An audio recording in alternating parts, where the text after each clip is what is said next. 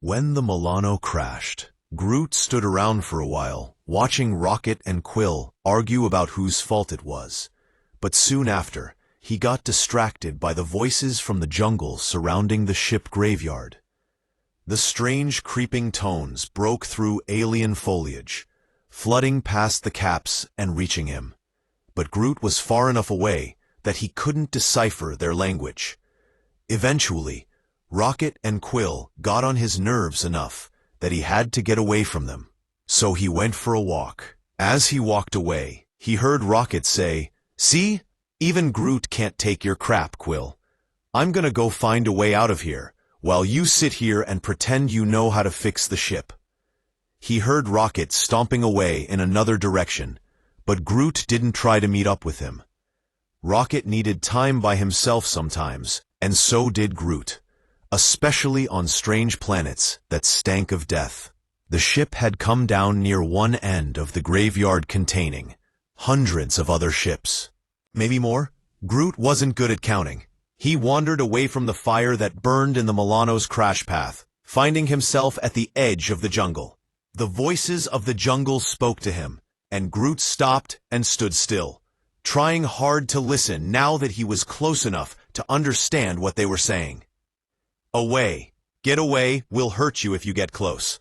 A chill ran down Groot's branches, straight into his roots. He had never heard plants talk like this. He stayed still, letting his consciousness drift out and collect impressions, like a pollinator floating from flower to flower. Hurt you, hunger, survival, death, prison, Clintar. Hey, Groot thought to them. You don't have to be afraid. You don't belong here. "I am Groot," Groot said. He looked at the edge of the jungle, where it tumbled over the hulks of wrecked ships, grew among them and over them, strove to reclaim them, and make it as if they were never there. These were not plants like he had ever encountered. They were part plant and part something else. Something from Clintar, made of Clintar. Beings of some kind that could only exist when they bonded to something else, creating a new being that was part host and part parasite. Groot was horrified and fascinated. "I'm new here," Groot thought. "Go away. Go back where you came from." "It's all right." Groot emanated peace and kindness. "I am Groot." None of them had names. They conferred among themselves, snapped at each other, screamed and wailed and whispered in pheromonal registers only they and Groot could understand. They were still afraid. Even more, they were confused by how friendly Groot was. He could feel that in their responses. It was like nobody had ever been friendly to them before. This planet must be a hard place to live, Groot communed. That idea confused them too, because it had never occurred to any of them that it was possible to live somewhere else, and they had never considered this place a planet. "Oh yes, friends," Groot expressed. "I've been to dozens of other worlds. This one is..." He struggled to find a thought that was honest without being hurtful. Tough, he thought. Not too friendly. What is friendly? Wow, Groot thought. So that's what he was dealing with. He tried to project a feeling of openness, trust, feeling understood, and knowing you were never alone, surrounded by the people important to you. The jungle plants were still confused, but now they were also curious. Weakness was whispered back to Groot. "No," Groot said. "Trust takes strength." They considered this. He could feel their conflicting reactions, and Groot could not help but be astonished that none of the jungle plants had ever considered what was trust. It was so fundamental to his relationship with Rocket and Quill and the other Guardians. Heat seared his branches as a huge explosion bloomed over the junkyard.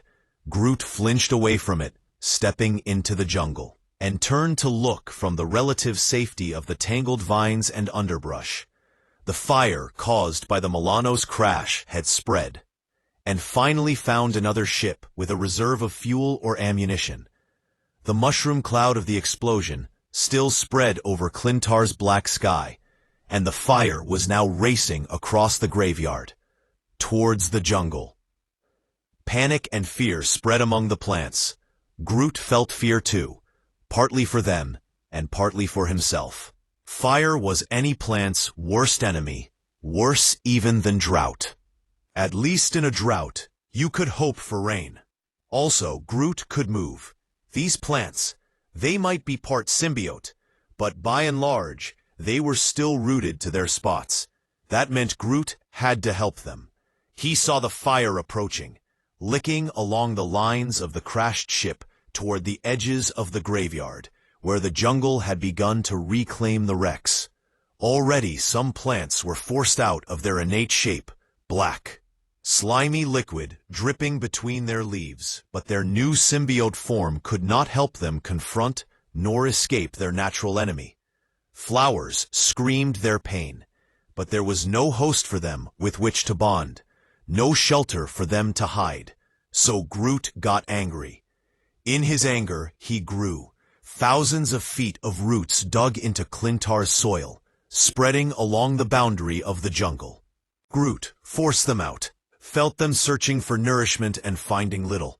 But still, he grew them, until he had created an intertwined mat of roots under the soil, overlapping the edge of the jungle and the outermost crashed spaceships.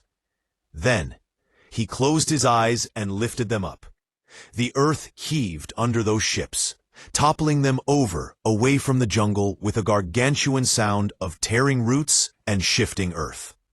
The pain of tearing the plant life from himself was nothing compared to the satisfaction Groot felt when the wall of roots and wrecked spaceships collapsed on the fire, suffocating it immediately where it had been threatening the jungle. Even those few embers that remained would have had to cross a fire break 50 yards across to reach the jungle. Groot let the roots die off into the earth.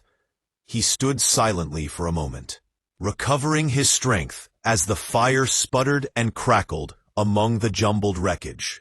He was happy, even better. He heard the voices of the jungle, and he could tell that his new plant friends were grateful. "Groot, save us. Groot, go save other friend," one of them said. "What? Which friend?" Groot looked back over the ship graveyard. The area around the Milano was still unburned, so unless Quill had gone wandering, he was fine. That left Rocket, one of the plants, thin leaves, clinging to a spine-like stem, with a mouth similar to symbiotes on the end of this stem, volunteered that it had seen a smallish mammal headed in the direction of the old complex of buildings. Groot didn't know where that was. The plant rustled and tensed some of its leaves. They pointed in a certain direction. When Groot looked that way, he saw two things. One, the fire had spread not just to the edge of the jungle, but a complex of buildings he had somehow missed. Rocket is in there? The plant coiled in a struggling motion, that way. Groot thanked the plant and charged across the ship graveyard, giving the fire a wide berth and arriving at a corner of the building complex just as one side of it was catching fire. He punched through a wall on the other side. "I am Groot," he roared over the sound of the fire. "Groot, you idiot! What took you so long? You think I'm in here for my health?" Rocket was alive. Groot charged into the building toward the sound of Rocket's voice. Halfway there, he ran straight into a group of tentacled black monsters.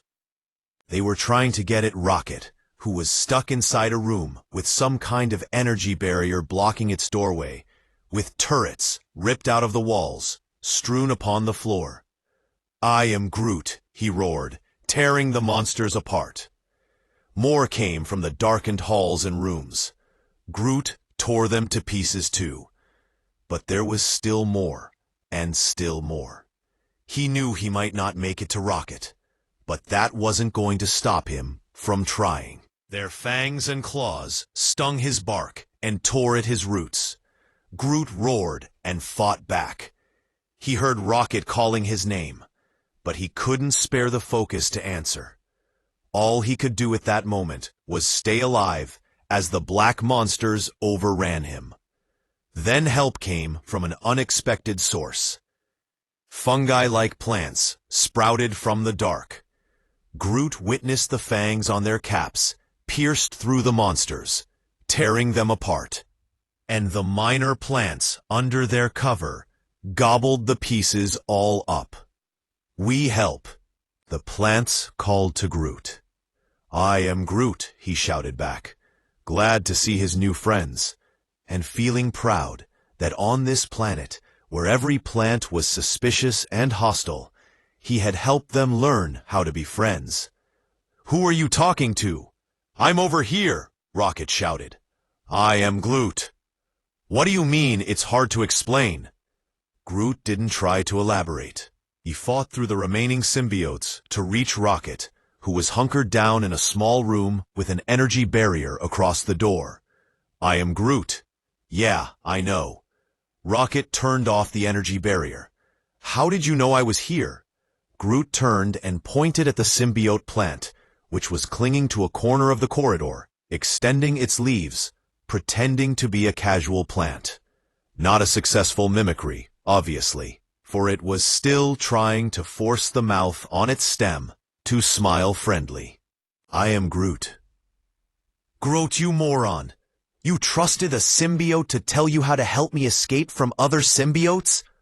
Groot looked at Rocket. "I am Groot. I know it worked. Still." Rocket gave up. "Whatever. Anyway, Quill needs help way worse than I do. Come on. We gotta get back to the Milano before the symbiotes remember he's there." Rocket powered the energy barrier down and started detaching it from its fixtures in the doorframe. "Here, you gotta carry this. I'm gonna use it to fix the ship." He chuckled to himself. "Quill's gonna feel so dumb when I show him this trick. I love it." Groot picked up the energy barrier projection frame and started back toward the Milano. The voices of Clintar's plants were still in his head. He felt proud of himself for what the symbiote plants had done, not because Groot could take credit for it, but because he had helped them see what they could do on their own, just by being friendly. He'd tell Rocket about it one day, but he knew deep down that Rocket already understood the power of friendship.